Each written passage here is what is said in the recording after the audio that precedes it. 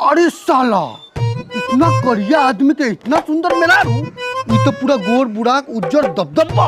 तो इंस्टाग्राम पर मैसेजो कर दिल बानी भैया, खाली रिप्लाई आवे के देरी बा। का रे दिहाड़ी कमा के चल अइले आ तोहर मौगी अलगे जुलुम जोतले बा। अब तोरा कमाला के का जरूरी बा? तोरा मौगी के अकाउंट में डॉलर आई, वो अमेरिका से। साला इतना समझाला के बाद आखिर तमाशा लगाइए दिल। चलो तनी एकरी बहन करा के मार कुदारी के मते फाड़ लेम अपने।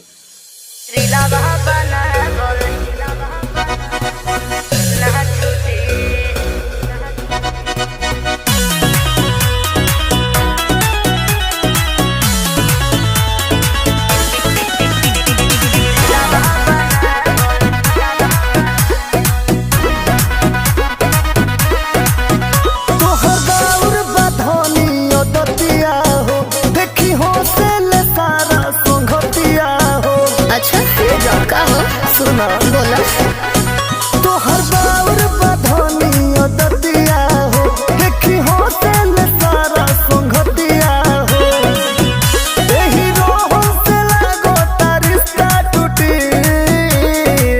ए राजा हमार बात सुनी। अरे नैहर छोटे ससुरा छोटे भले फोनवा फोटे, बाकी रे लगा बनावल ना छोटे, बाकी रे लगा बनावल ना छोटे। अरे का कहलो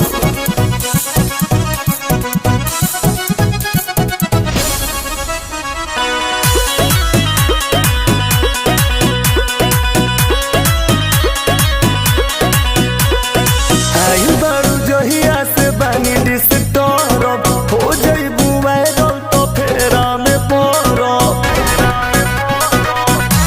ए राजा हो हम कमाई डॉलरवा न जाए के पड़े बहरवा हो, कि हमारा काला पे करी न हाला लग जाए नजरवा हो। तोहरा दुबई है सूती उठी। अरे नैहर छोटे ससुरा छोटे भले फोनवा फोटे, बाकी रे लगा बनावल ना छोटे, बाकी रे लगा बनावल ना छोटे।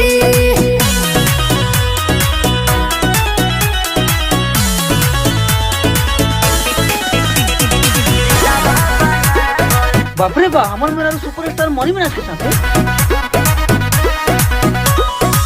मानी लो बात ये धानी मुकुल के, इज्जत डुबावा ना तू हमारा कुल के।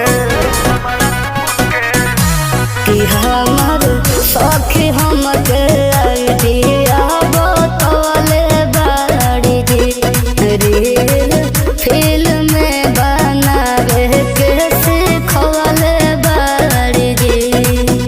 तुझे याद खोजियो तारे घूटी घूटी। अरे नैहर छोटे ससुरा छोटे भले फोनवा फोटे,